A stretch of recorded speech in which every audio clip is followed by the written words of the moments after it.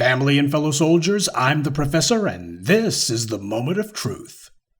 India Sneed Williams dreamed of having another baby. She was 34 years old when she was diagnosed with cervical cancer last year. But she says the real heartbreak was when her doctor told her she needed a hysterectomy, taking away the hope of another child.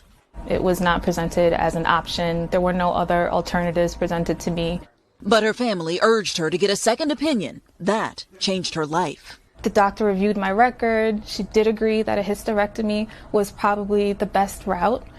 But what she did say was, we also have an egg retrieval program that we'd like to put you into. I never had to ask for it. She started the egg retrieval process, but learned, amazingly, she and her husband had conceived their daughter Amani naturally. Doctors delayed her cancer treatment while she carried. Amani was born 8 weeks premature. She's doing well now, but India says there was one notable difference between her first doctor and her second. My white doctors were pushing me towards hysterectomy, gave me no alternatives, whereas my black doctor heard me, received me, and directed me to alternatives. She is not alone on her difficult road to motherhood. Every year, black women are 3 times more likely to die during childbirth. It's a danger that stretches through all stages, from conception to postpartum care. According to the U.S. Commission on Civil Rights, black women are more likely to have severe complications after leaving the hospital. The Biden administration has labeled this a priority, earmarking nearly $3 billion for things like rural maternal health care and implicit bias training.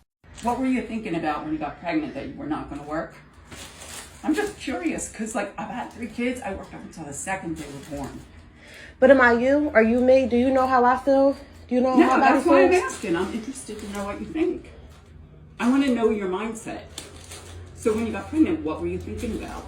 I was thinking about having a kid. I'm confused on where you're going at. I'm confused too, because you came in here and I did an assessment and I gave you my best medical advice. And you didn't like that. But I said that I just wanted a note so I could take it easy these next 2 months. I'm 7 months pregnant and I'm in pain. It's not fraud. If it was fraud, the doctor wouldn't be getting me my note right now. Really? Yes. What I read on your chart isn't true. Okay. So I What's know on my it's chart fraud. that's not true? I read on your chart what isn't true, because I'm the person who saw you and did the exam. Okay. So it's okay. But but how do you know how I feel? How do you know how my body feels inside? Because I stuck my hand in there and checked your cervix. Okay, you checked my cervix, but how you know how my bones feel? How you know how my body feels, my legs, my back? How do you know how that feels? How you know how my nausea feels? How you know how my cramps feel? By such, and you're okay. All right, so this is the nurse practitioner, and look how she's hitting me. Look at it. Check her out. Check it out. Call the police, and they're going to see what you just did. Call the police. She already called the police on me once because I called her a weirdo. Yes, look at you. This lady is fucking crazy. Call the cops again. Call them. It's okay. Call them. I got you on video hitting me with that thing in your hand. This? This is the Philly Pregnancy Center, guys. Yeah, okay, Jillian. She didn't want to give me a... Now, I know this is going to sound a little strange, especially to the roly-polies and the joke reads and other bootlicks for the white media, but for black people and black women in specific, this is very important. I get tired of the white media pushing the narrative that black women just can't wait to go get an abortion, and why aborting their babies is the single most important thing to black women. They think about it 24/7. That's a white media lie, because aborting black babies is the most important thing to white power. So its propaganda arm, the white media, will push that lie relentlessly. They want black women to internalize abortion as being black women's primary issue. Meanwhile, you have black women as the #1 group of women who die either during, but mostly right after childbirth. These white supremacists, they have gotten this whole maternal mortality slaughter that they're doing down to a science. Basically, they commit murder, but they don't have to actually have their hands on the body at the time the person drops dead. The black maternal mortality rate exceeds all other groups, and the same goes for the black infant mortality rate. The incident you just saw is not rare at all. It was just caught on video. This happens constantly, and not just in Philadelphia, but nationwide. Now, the heifer in this video denying this black woman health care is named Teresa Smigo. This incident happened at the Philly Pregnancy Center. Now, the pregnancy center is, of course, washing their hands of the incident, claiming that they're looking into it, but they're also saying, well, Smigo is not an employee of the center, she's a per diem contractor, as if somehow that means they're not responsible for what she does, even though she was working for them. It's part of the greater oppression of medical apartheid. Black people in the U.S. live sicker and die younger than everyone else, not because we haven't told anyone about our condition, not because we haven't sought medical care, but because we are systematically denied medical care. And the bastards doing it know it. We need to understand that these white supremacists are everywhere, not just in the police, not just in city government, and there's a hell of a lot of them in the medical field. Anyone who doubts that must also believe that the Tuskegee experiments were just some sort of terrible medical accident. Now, watching this story, you can see that Democrats not only don't care about this issue, but they're using this targeted murdering of black women and their babies as a way to give money to groups who aren't affected by this at all. Biden wants to give money to rural hospitals. This happened in Philadelphia. It didn't happen in the boondocks of Paducah, Kansas. Rural hospitals primarily deal with white patients. They're in majority white areas, and they're mainly Republicans. So this is Biden trying to use the harming of black mothers and their babies as a way to float money to those Biden Republicans that he's still desperately hoping to attract. Nothing for black women from Biden on this one, but a lot for rural white areas. This is how Joe Biden responds to a crisis of maternal and infant deaths in the black community. By putting resources into everyone else's communities. Some priority. These black mothers aren't going to rural hospitals, they go to the big hospitals in the heart of the city. By giving money to rural hospitals, Biden's saying that he has heard black women's concerns, and he's ignoring them. Remind me again why black people should vote for this guy? And to add insult to injury, he also wants to spend money on implicit bias training. Now, we all know that white supremacists cannot be reformed or retrained. They can only be punished. Nobody's trying to sit around with some racist nurses and doctors and watch them pretend to be human beings, watch them pretend that they don't know any better. A lot of these racist doctors and nurses mistreating these black women, they live in the very rural areas that Biden wants to send money to.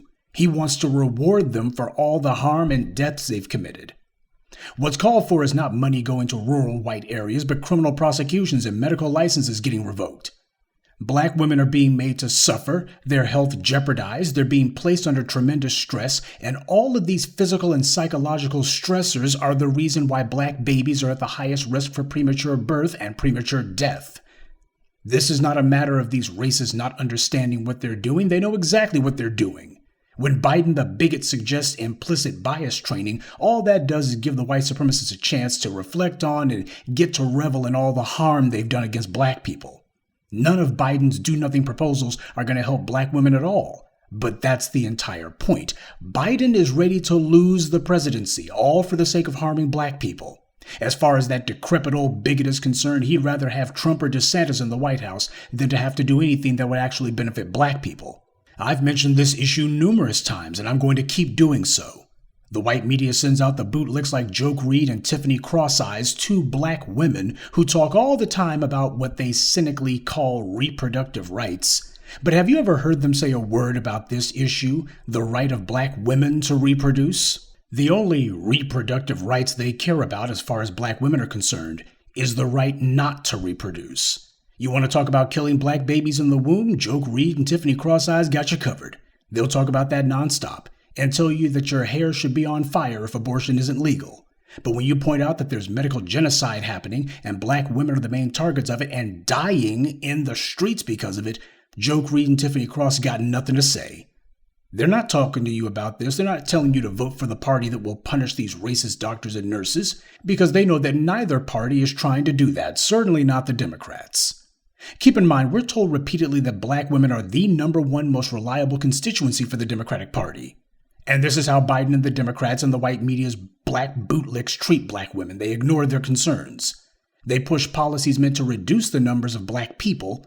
They talk about black women who are in terrible medical distress because they couldn't get an abortion, but they don't say a word about the black women who have died simply because they got pregnant and were denied medical care by a doctor. See, that's the phrase they use over and over again. These women are being denied medical care, being denied medical care. They want an abortion and they're being denied medical care.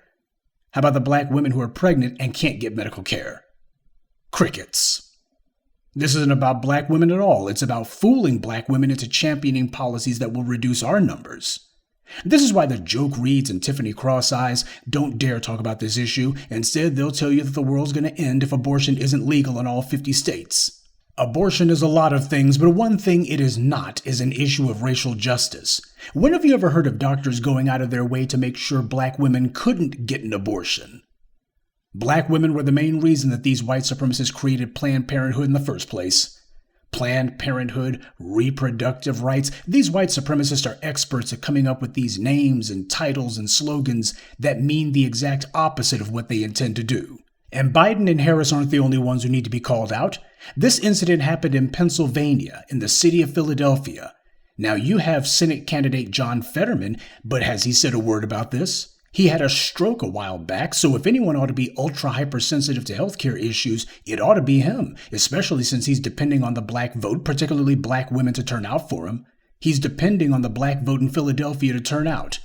But he ain't saying nothing about this. And the same thing goes for gubernatorial candidate Josh Shapiro. Philadelphia is the most populous city in the state of Pennsylvania. And that's the state that Josh Shapiro aspires to run, and just like Fetterman, he can't win without black voters, especially black women. So why is he being so quiet on this? What has he promised to do about it? What has John Fetterman promised to do about it? And that tells you everything you need to know about the midterm elections this year. Our interests are exactly the opposite of what the white media and these political prostitutes tell us they are. I'm willing to bet that you've heard me, a black man, mention black maternal and infant mortality rates more than any one of those white cable stations. See, reparations isn't the only black issue that the white media is categorically ignoring. Please give me the name of the Democrat anywhere who's running on a platform of punishing medical apartheid. Who's even saying that they're going to do anything about it? Too many black women and their babies have suffered and died. They have died because of reprobates like this Smigo character. The graves have not been filling because of black women who couldn't get an abortion. Rather, these racists will gladly give an abortion to any black woman who wants one, and they'll smile and say, I don't mind my tax dollars going to pay for that. Who's filling the graveyards are black women and their babies, black women trying to become mothers, and black babies simply trying to survive. That's who's dying. The victims of America's medical apartheid have been silenced by these vicious white supremacists and ignored by a racist media and their Negro bootlicks. Now, if we want this slaughter to stop, then we had better start speaking up. Good day, and be one. I'd like to take a moment to mention some of our contributors. Rudolph Headley L., Quee, Onan Smith, Nora Brown, and Bomber 777. Salute to them and thank you to everyone for listening, liking, and sharing this message. Black empowerment only exists because of you.